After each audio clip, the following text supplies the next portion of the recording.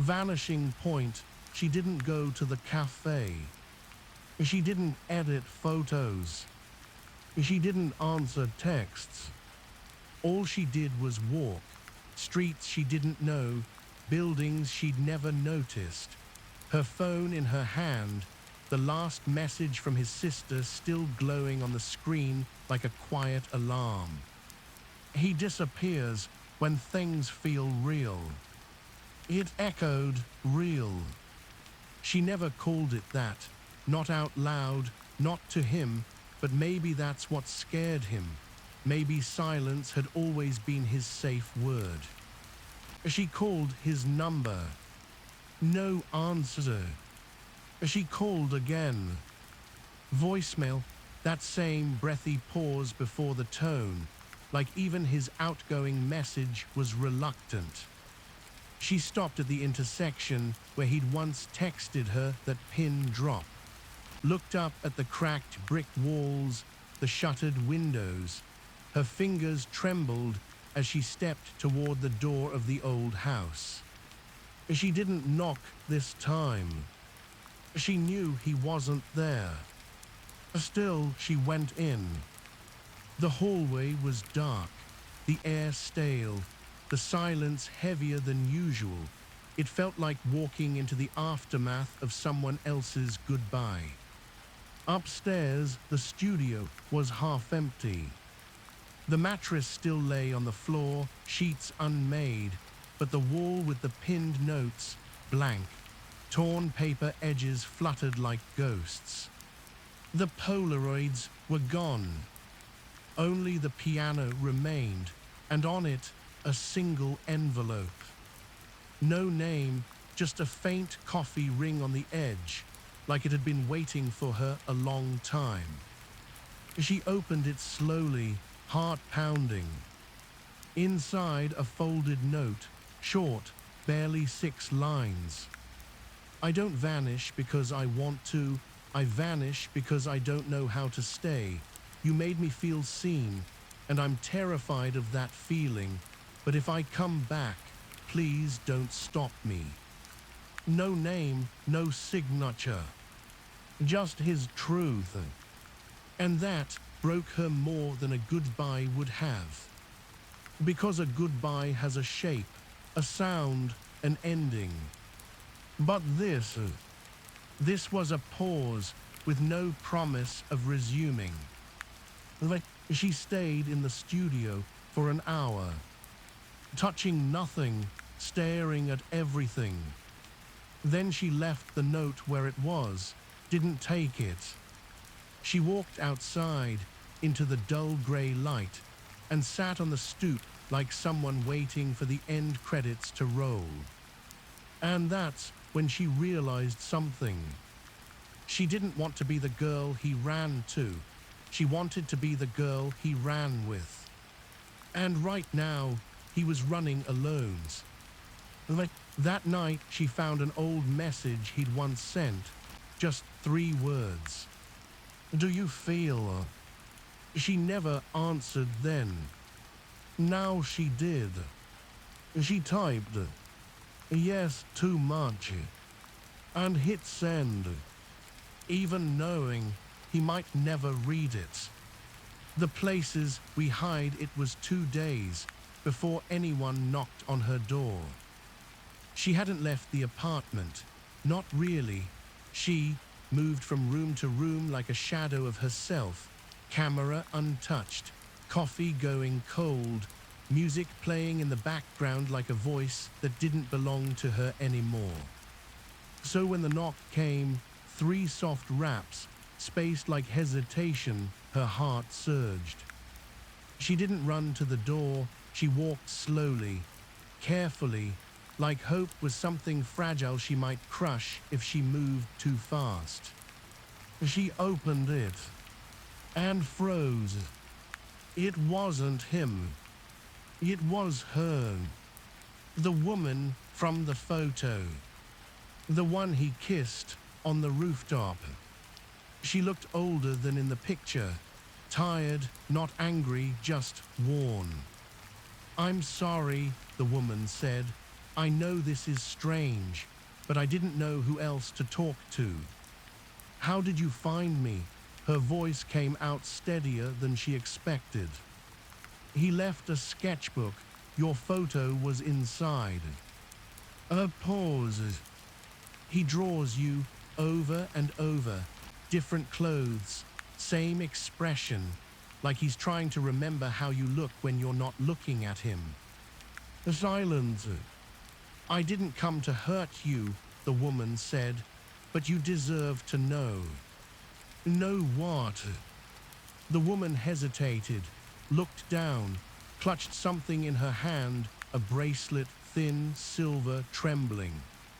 He didn't leave me because he stopped feeling, she said softly. He left because he doesn't know how to let people stay close when they do feel. She stepped forward, but didn't cross the threshold. I thought maybe I could warn you before you turn into the next version of me. I'm not you, she replied, heat flickering in her chest. I hope not, the woman said, because I loved him and I never got to say it. I just watched him disappear piece by piece. A long breath. I still do. Then she placed something on the small table by the door. A photograph, not one of hers, not one he took. Just a candid, slightly blurred moment. Her and him sitting in the cafe, heads leaning together, both not smiling, but completely inside that moment. I thought you should have it, the woman said, because whatever's happening between you two, it's real, even if he's afraid of it. Then she left. No dramatic ending, no parting words. Just silence. And the photo. She stood there for minutes, fingers on the frame, her reflection staring back at her from the glossy surface. She didn't cry. She didn't scream. She just whispered, "Why does loving someone always come with the risk of losing them?" The photo said nothing. The room stayed quiet. But somewhere inside her, a thread began to pull, not toward an ending, but toward a choice. If he comes back, she didn't move for hours. The photo sat on the table, still, small, dangerous. She stared at it like it might say something, like maybe it could explain why someone who could look at her like that would still choose to vanish. She tried to eat, couldn't, tried to shower, let the water run cold, tried to sleep. Her mind refused to be silent.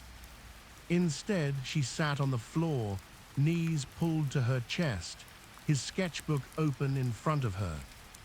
Every page was her. Not in flattering poses or artistic dramatics, just real moments, yawning in the cafe, fixing her sleeve, biting her lip, brushing her hair off her shoulder while reading. She never knew someone could see so much without ever touching her face. As she whispered to the room, "If you come back, I won't ask why you left." And then she said it again, louder, as if she needed to believe it. "If you come back, I won't ask." But the silence didn't answer, so she kept talking. "I won't make it easy. I won't pretend it didn't hurt. But I also won't close the door in your face. I'll leave it half open, because maybe that's what love is. Not forgiveness, not forgetting, but a door that never quite shuts." She exhaled, let the ache fill the room. And then she stood. She picked up the sketchbook, the photo, the page he once gave her, the poem about silence on her lips, and placed them all in a box, closed it, taped it shut. She labeled it with one word, "if," and slid it under her bed. Not to forget, but to pause. Because if he did come back, he'd have to ask for those pieces. She wouldn't offer them. Not anymore. The next morning, she went back to the cafe. Same table, same cup, different woman. She didn't look around for him. Instead, she opened her laptop, imported new photos, focused, worked. She let the sound of coffee cups and distant laughter wrap around her like armor. Because healing doesn't always come in waves. Sometimes it comes in inches. And sometimes it doesn't come at all until you stop waiting for someone else to bring it. That evening, her phone buzzed. No message, just a photo. Him, standing in front of her apartment building, looking up at her window, not smiling, not waving, just waiting. She stared at the screen for a long time. Her heart whispered, "Go." Her pride whispered, "Don't you dare." But her soul said only this: if you go to him, don't lose yourself this time. What he does say, she didn't run. She took 5 full minutes just staring at the photo on her phone, his face lit by the street lamp, still, quiet, present. But presence wasn't proof. It was just potential. Still, she went. Not because she forgave him, but because part of her still believed in truth under silence. He was waiting, leaning against the wall like last time, same coat, same stillness. But not the same man. He looked like he hadn't slept, like regret was a second skin. She stopped a few steps away. Neither moved. He spoke first. "I don't know what I'm doing." She didn't blink. "Then why are you here?" "I'm trying." That's not an answer. He closed his eyes for a second, opened them again.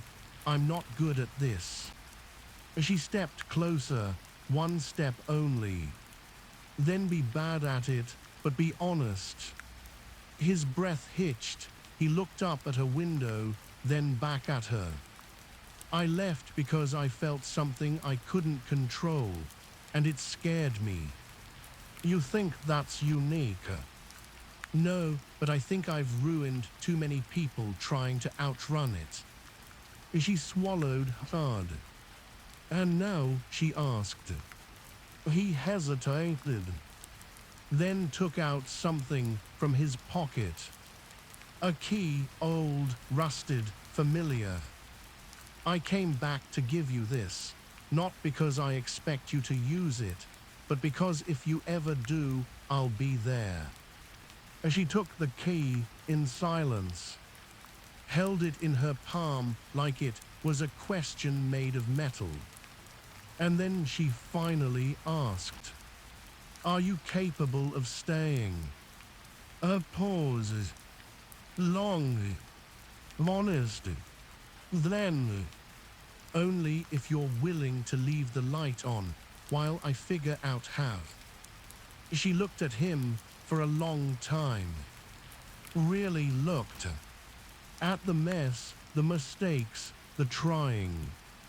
Then she stepped forward, not to kiss him, not to forgive, but to whisper, "I don't want the version of you who knows how to stay. I want the one who's still learning, because I'm learning too." And that night they didn't fall into each other.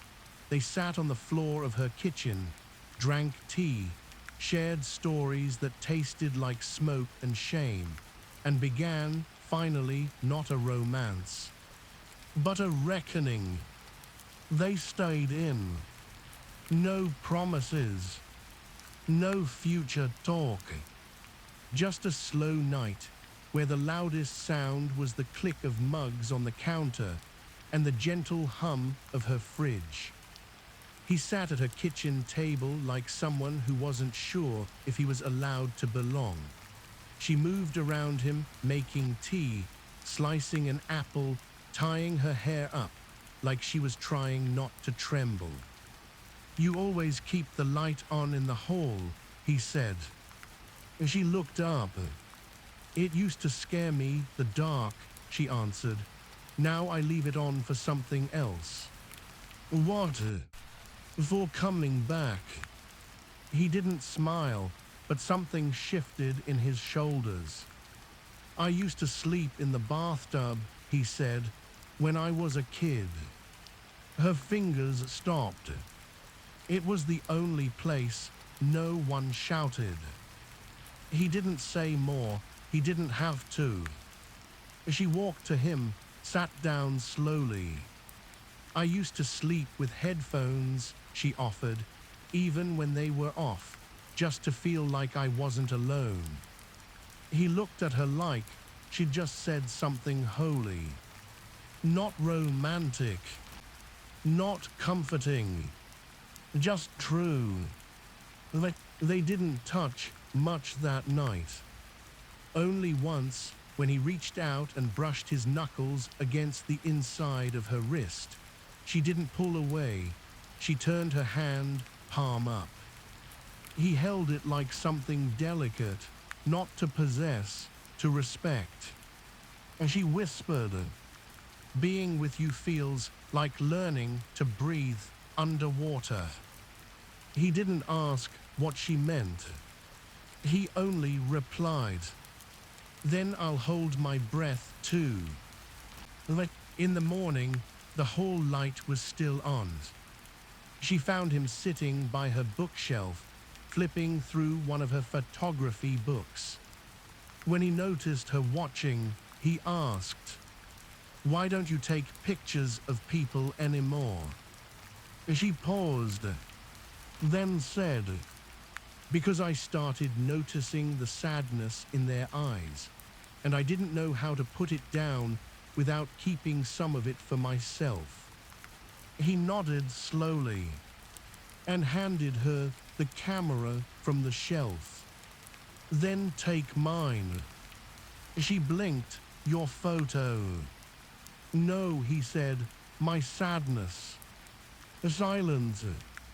And then she lifted the lens. He didn't pose, didn't smile, didn't flinch.